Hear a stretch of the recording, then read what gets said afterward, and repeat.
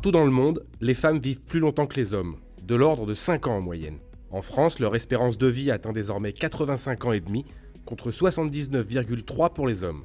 Pas mal pour celle qu'Aristote qualifiait d'homme manqué. On appelle ça le Gender Survival Paradox, parce que oui, les femmes vivent plus longtemps, mais il s'avère que dans toutes les études, on montre aussi que les hommes sont en meilleure santé que les femmes.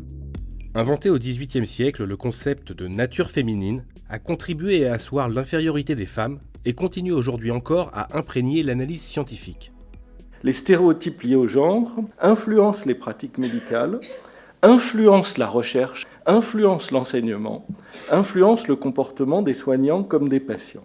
Et tout cela se répercute bien évidemment sur des pathologies des femmes. L'infarctus du myocarde est sous-diagnostiqué chez les femmes, car considéré à tort comme uniquement une maladie d'hommes stressés au travail. En fait, les femmes sont les premières victimes des maladies cardiovasculaires. 56% des femmes meurent de maladies cardiovasculaires contre 46% des hommes. Un exemple parmi d'autres de diagnostic biaisé qu'on doit en premier lieu aux différences hormonales entre les hommes est celle que la médecine tenait toujours au XIXe siècle pour des mères, rien que des mères. Les autorités ou alors les scientifiques eux-mêmes justifiaient l'absence des femmes dans les essais cliniques à cause de leurs différences hormonales, c'est-à-dire le fait que les femmes aient des menstrues, des grossesses, la ménopause, faisait qu'on pensait que ça allait fausser les résultats. Les traitements et les diagnostics sont influencés par le genre, notamment parce que durant les phases d'essai, les médicaments sont testés dans leur grande majorité sur des sujets mâles, raison pour laquelle 80% des médicaments retirés du marché l'ont été à cause d'effets secondaires sur les femmes. Pressé par les sciences sociales qui questionnent ces inégalités depuis plusieurs décennies, le monde de la santé s'empare du problème avec beaucoup de retard. Il y a aussi dans ces différences de santé des facteurs sociaux, culturels et économiques qui vont conduire à des inégalités dans la prise en charge médicale et également dans l'accès aux soins.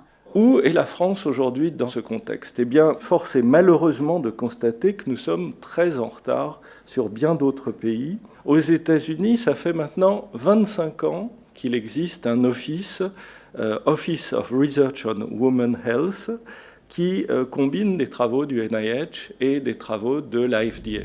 Donc oui, on parle encore en 2018 en France d'inégalité des sexes en santé. D'où l'organisation de cette journée recherche et santé par le comité d'éthique de l'INSERM, et plus précisément par le groupe Genre et Santé que co-animent Jennifer Merchant et Catherine Vidal.